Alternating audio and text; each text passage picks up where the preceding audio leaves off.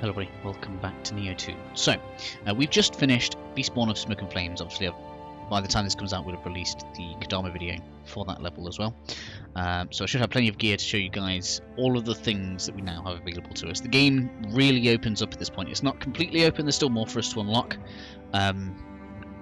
But it does mean that we're now able to participate a lot better in a lot of different things. This is where the game, I don't want to say necessarily gets easier, but because of the tools that you're going to have at your disposal, you can now actually start kind of really crafting and honing things. So firstly, you'll have probably noticed that you now have titles. Now depending on how much you've been fighting, what you've been doing, you'll have an amount of points, right? So if you obtain prestige from titles, you go in here, and you'll have some points to use. There's loads of different tasks and stuff, there's a big list, I'm not going to go through all of that.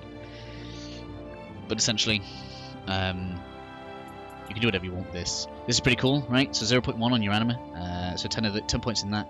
It's going to get you a whole extra anima point, which is kind of interesting. You can increase how much amrita you're earning, anima charge rate, elemental damage taken. That's pretty strong, right? That's 0.5% less damage for no real reason, which is pretty crazy. Increases damage by all yokai abilities, sure. Other realm resistance is pretty good as well, right? Reduces the slow effect on your ki recovery, so that's pretty cool. So just take whatever you guys are liking the look of. Extended yokai shift, yeah, sure. Soul core drop rate, yeah, sure. Yokai damage, cool. I mean, so this all just keeps on cycling. These ones are, as you can see, mainly focused on your yokai abilities. Press R1 and you'll have the Ungyo ones. These are much more kind of character related. So we have elixir efficacy.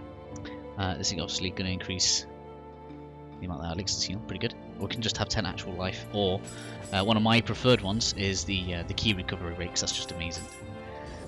Equipment drop rate, I'm not too bothered about. We're using ninjutsu, so we're definitely going to be taking that. Definitely want 5 free ki. That's just mental. Onmyo, why not? And then more life again. This will actually just cycle around. I can keep on doing this. And it's probably the one I'm gonna pump into here. So it's like, this is multiple levels worth of stats when you think about it. Because that's 20 ki, that's almost 2 levels worth of ki. 2% ki recovery, that's a level of that. Plus 8 on Nioh, that's a level of that. Plus 8 ninjutsu, that's over a level of that.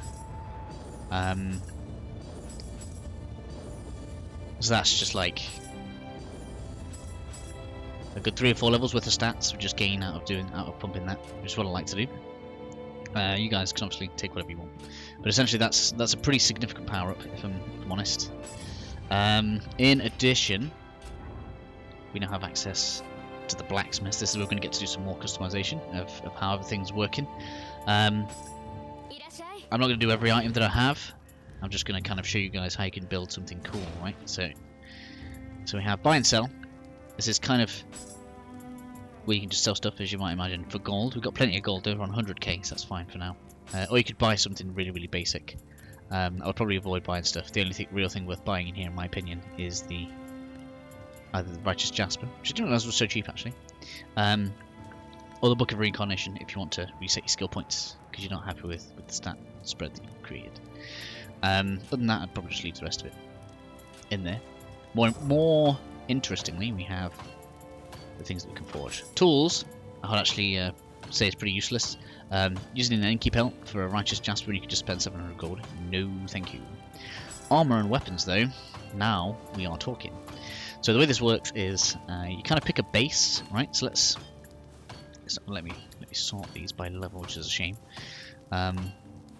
It's not really anything in the level range that I would like to get, but let's just use an example then. So I'm using a fairly ninjutsu heavy build, right?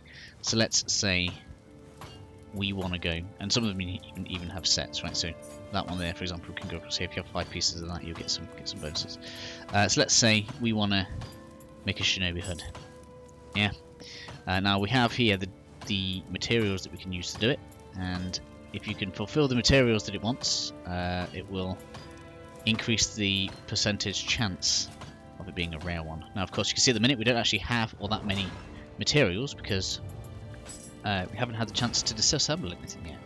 So what I would advise doing is, particularly at this stage of the game, press and hold triangle if you want, or you can say check all, like this. And then you can deselect anything that you want, right? So you can use triangle at the top if there's something that you think you want to keep. I'm just going to go ahead and disassemble all of this. So, like, let's say you wanted to keep this for some weird reason, I can unselect it. But I'm just going to go ahead, get rid of all that.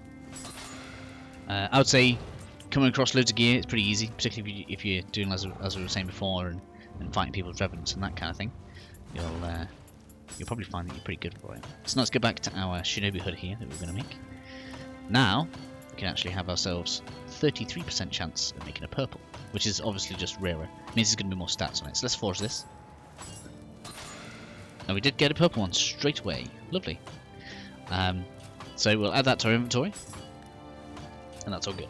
So we've got something to work with now. And then from there, if you wish to, go to here. Let's say this is level 12, yeah?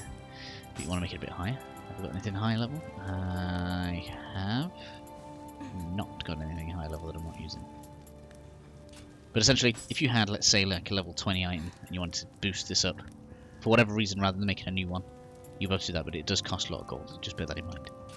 In addition, what is probably more important at this point is you can temper it. So let's come over to our hood here that we've just created, our shinobi hood. You do this only item that you pick up, by the way. So if you see one that you're actually liking, but there's like one thing on it you want to change, you can do that. So let's say we don't care about fire resistance. However, I do like the idea of +6 defense. I can go ahead and use the items. Let's have some of that. And then we got on here. We've got other realm resistance, or we can take Kadama sensor if we like. And as you can see, it changes each time you do it. So we've got item drop rate. We could have backstab damage taken. Don't really care about that. Maybe we'll move over to item drop rate. It's kind of cool, I suppose. When it's an orange one, it's generally a rarer thing. Looks pretty good. And essentially, you can just kind of cycle through until you get whatever it is that you want, right? You can have poison resistance there if you go into a poison area, which we will be later. Feel free to do that. Well, obviously, just note that this is there. Now, I don't know if I've got one left now that I can show you guys that has. No, I don't. I should have got another one. There is a symbol I should have thought about showing you guys, which basically means that you can actually have items inherit each other. There we go. Yes. So this one here, we can't change this one. It's set to the weapon. But if we soul match, use this in a soul match to another weapon. Now, how does that work? Yeah. So if we use this up to soul match another weapon, that weapon can in fact inherit the final blow damage. So if one's got like loads of stats that you like the look of, you can use this and have it on there. Get yourself an extra stat, and that's how you can start filling all of the lines on the weapon. So usually you can only have 4. That one could actually put a fifth ability onto a weapon. Let's see if we can, I haven't really got an item I can do it with to show you. It has to be the same weapon as well. Okay, so I can't show you how that works right now. If I come across a situation where we can actually do that live for you, that's what we will do. So let's see how that compares to what I'm already wearing, because I don't really know how good the gear I've already got is. Yeah, we use quite a lot, but we do gain ninjutsu power.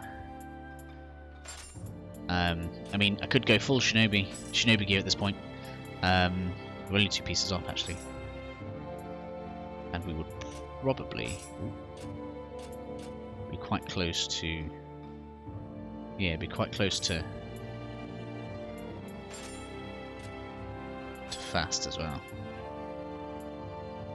Well, maybe we'll try that. So that's the blacksmith. We could go into that for quite a while actually, the blacksmith. But those are the basics. In addition, we have refashion. I probably should have shown that really. Where you can basically just change how something looks. So if you're wearing an armor set, you don't like how it looks, you like how a different one looks, but you like its stats, you can make it look like a weapon that you've already had, which is kind of cool. Tempering, soul match, forge, we've got all of that. It's interesting to note as well, at least I thought you could soul match souls as well. But apparently not. Okay. So that's all that. The other things that we have unlocked are the Way of the Warrior Novice, which we're going to do now. This is going to allow us to spend points further into the Samurai Tree. It's really, really easy. I don't understand why they make you do this, but it's literally pick up the weapon,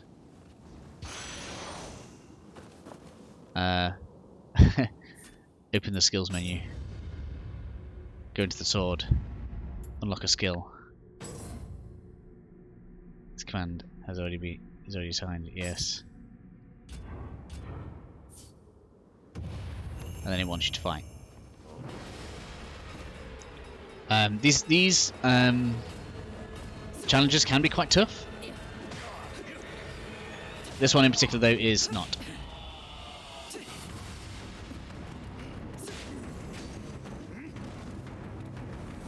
So defeat you guys.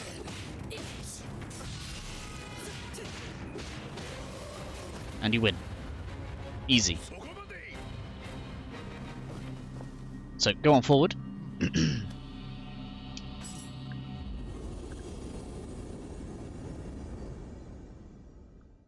probably should have shown the skills that you can't get before that. That was probably a bit premature. Sorry about that. But the point being, we are now able to unlock more skills in the Samurai Tree. Now, the same thing is going to apply. Let's get a free Samurai Locks as well. That was great. The same thing is going to apply to learning spells as well. So we've got 7 ninja points, and I'm waiting until we can actually unlock some of the stuff. But now we are able to unlock these. So we can do Nimble Slice, we can get Boost Magic, so that grants certain active skills damage bonus based on your magic skill, which is pretty cool. Why wouldn't you? Especially if you're using magic. We've also got increased bow damage by 5%, which is amazing. If you're sniping stuff like I have been, you can increase the number of arrows you can carry. Raid weapon attack +3. That's pretty cool. What else do we have? Passive Slice, boost stamina, grants certain active skills. Damage bonus based on stamina, which is just the boost and stuff you get in here is just mental. Don't care about flux that much. So I'll play around with that in my own time anyway. I don't need you guys to watch me doing this. But essentially, at that point then, we are now able to do most of the things that we want to be able to do. The next main mission is obviously going to be the Viper's Sanctum, which unlocks the 2 that you need for ninjutsu and Omnia Magic, which is pretty cool. And unlocks another slew of side quests as well.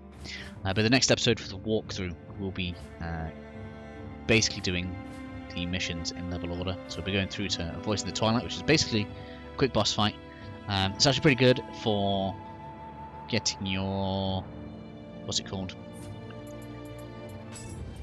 Shiftling skill up, because you pretty much get a demon soul each time you go through. So it's pretty good for that. This one has a different demon in it, so you get a new soul core for that one. It's pretty good. And you get a lot of Amrita because there's a lot of enemies in there. Additionally, that one's got Kodama's in, so we're going to have to do that as a double one anyway. So that'll be happening. Anyway, guys, hopefully this somewhat explains how all of this is going to work. I might actually make myself a full shinobi set, go in light. Just because I'm pumping skills, that's probably going to be a good idea for me anyway. And in any case, guys, that's going to be the end of this one. I will catch you all in the next episode. We'll be taking on A Voice in the Twilight. It should be a pretty short episode, so I'll see you then.